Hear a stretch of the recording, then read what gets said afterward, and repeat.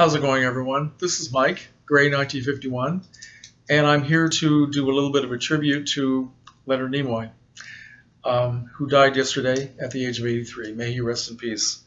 I couldn't bring myself to do this yesterday. That was a very, very sad day for me, and I know for a lot of people. So I would like to do it now.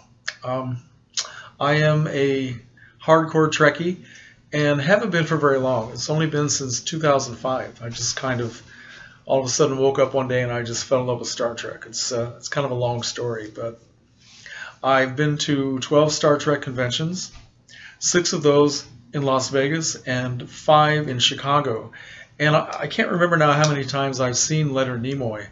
I think it's probably at least 8 or 9 times, I'm not sure. And I have to say that every time I've seen Leonard Nimoy on stage, when he would come out to thundering applause, everybody standing up, standing ovation that lasted several minutes.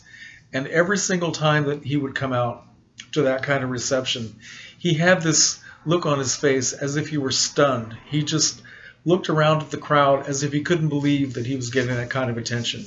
I think he was a very humble man.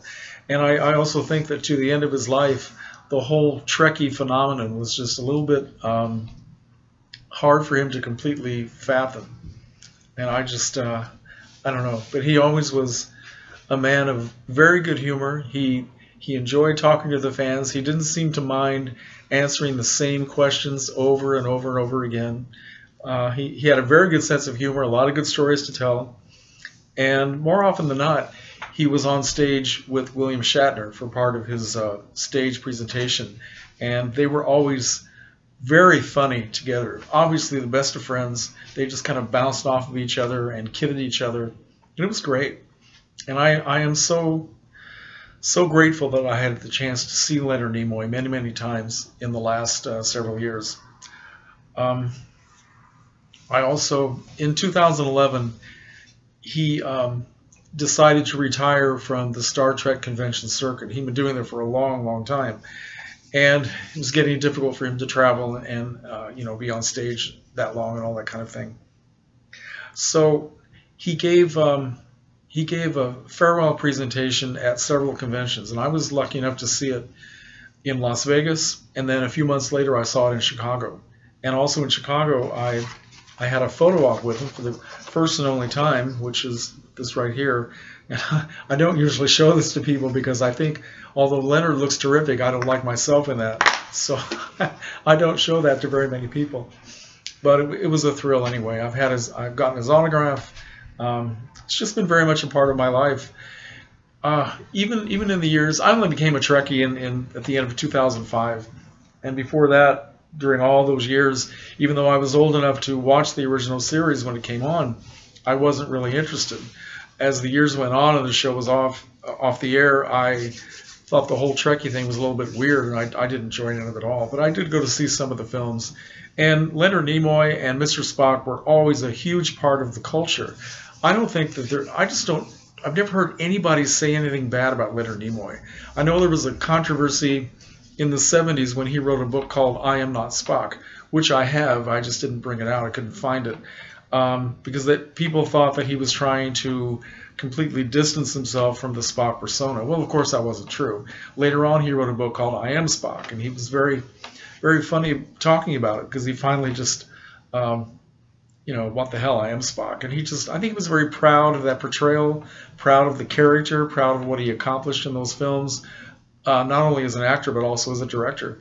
And he really had a good feeling about it and had a good sense of humor.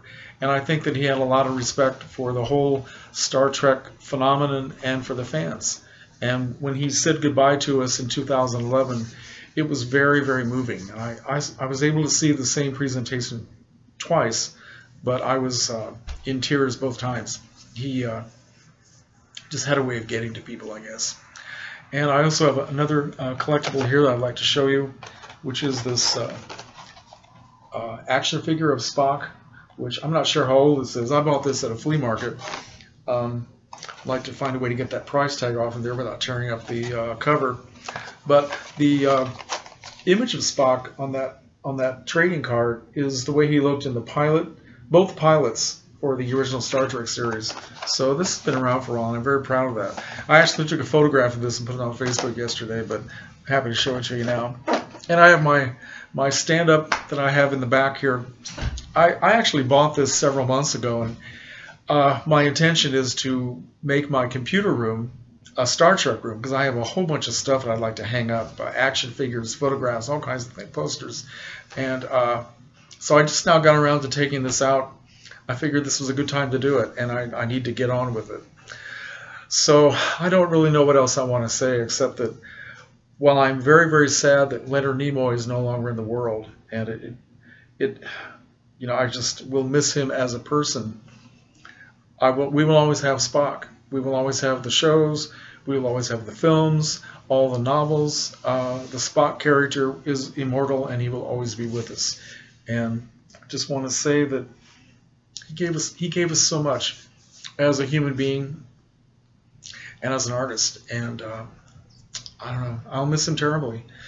But I am very grateful that I had a chance to see him and to stand next to him and shake his hand. He was a wonderful person, and Spock is a wonderful character that will just go on forever. And now I'm starting to babble, so it's probably a good time to stop. So Leonard, rest in peace, and I have to say it, live long and prosper. Thank you.